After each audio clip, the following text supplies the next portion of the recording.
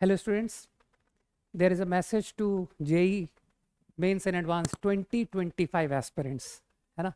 सभी लोग सोच रहे होंगे कि यार वीजी सर जो है मेंस फर्स्ट एंड हो गया, उसके बाद मैसेज दे रहे हैं। तो फ्रैंकली स्पीकिंग मैं अब तक इसलिए नहीं आया बिकॉज मुझे पता है कि तुम लोग मेरी बात को सुनते तो नहीं, है ना। तुम बिजी थे वन शॉट वीडियोस देखने में, है ना, मेंस पीवाईक्यू सॉल्व करने में।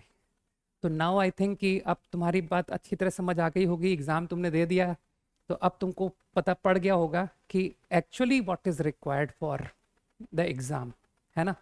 क्योंकि जब कोई चीज़ तुरंत होती है ना, उसके तुरंत बाद ही सबसे ज़्यादा समझ में आती है।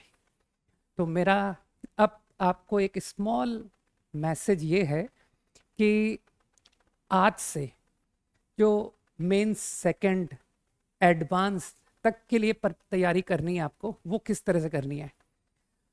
तो मेरा पॉइंट सिंपल है, अब जो है ना थ्योरी अटेंड करना बंद कर दो, ठीक है। किसी भी थ्योरी क्लास अगर पढ़ाई जा रही है तो स्टॉप अटेंडिंग दैट, है ना। तो मैंने ये नहीं कहा कि आप क्लास अटेंड करना बंद कर दो। अगर आपकी क्लासेस रन कर रही हैं but they are discussion classes, तो I will now entertain only those lectures, ठीक है। तो आज से आप क्या करना शुरू करो कि अब मैं सिर्फ प्रॉब्लम सॉल्विंग पर ध्यान दूंगा, ओनली प्रॉब्लम्स, नो थ्योरी। मैं थ्योरी नहीं देखूंगा क्योंकि अब आप बिगिनर नहीं हो, आपको सारे कंसेप्ट्स आते हैं भाई, आपने एग्जाम दे दिया है, ठीक है। तो आई एम श्योर कि आपने सब कुछ रिवाइज कर लिया, आपने सारी थ्योरी पढ़ ली और कुछ हद तक प्रैक्टिस भी कर ली, है ना। तो अब जो है ना, अब वो अपनी प्रैक्टिस को एनहेंस करने का टाइम है, राइट।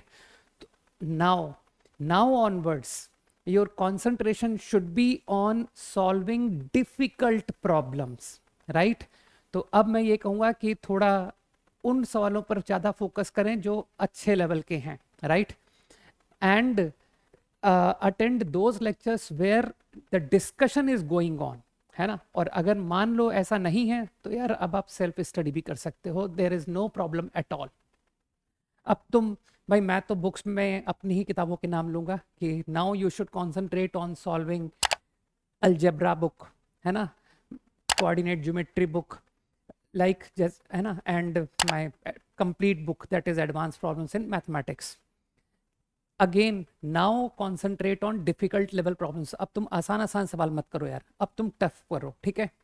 अब बात आती है कि कुछ बच्चे ऐसा सोच सकते हैं कि सर मेरा थ्योरी कुछ लैक हो रहा है, तो अब तुम उसे प्रॉब्लम्स के थ्रू समझो कि सर जब मैं प्रॉब्लम कर रहा था तो उसमें मैं किसी कंसेप्ट में स्टक कर गया, तो go and revise that concept only, not the entire topic.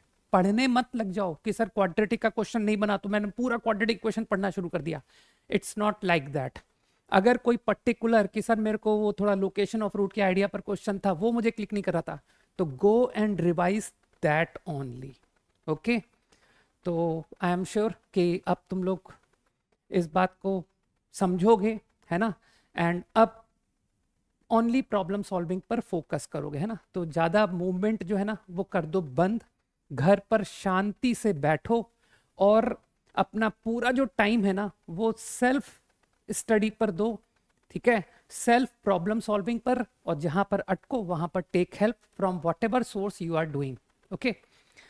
तो इसी रिस्पेक्ट में मेरा एक छोटा सा रिवीजन कोर्स है ना।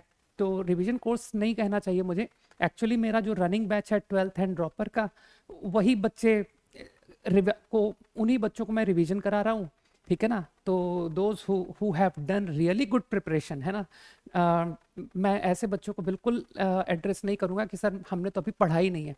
तो ऐसे लोगों के लिए वो कोर्स नहीं है, ये सिर्फ उन्हीं लोगों के लिए है जो जिन्होंने एक, जिनका concept part is very good और जिन्होंने प्रैक्टिस भी इनफ की हुई है ना। तो for them this course will they can join, है ना।